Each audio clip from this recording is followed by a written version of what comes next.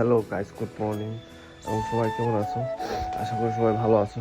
কিন্তু আমি ভালো আসলাম না, কালকে অনেক জ্বর, মাথা ব্যথা, এদিকে দাঁতের ব্যথা, খুব কষ্ট হয়েছি। মেডিসিন খাইছি তবুও কিছু ভালো।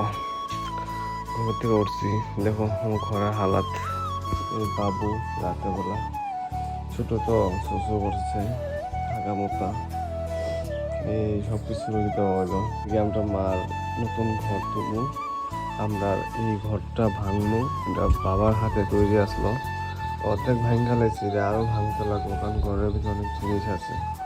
এইদিকে মার ঘরটা তুলতাম, এল বাইকের ওইদিকে আমরা ঠাকুর ঘর, আমরা পশ্চিমবঙ্গ প্রতি বছর কালার চেঞ্জ করে আমরা পুজো করি মাকে।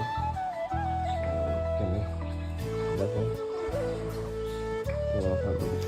মার ভাগ্নি জানি কই গেছিল, তারা আইসে দেখো। তো আজকে লেগে অতটুকুই।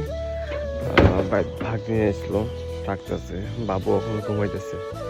আমারও ডিউটি প্রায় 2টার সময় স্টার্ট হইব। সবাই ভালো থাকো।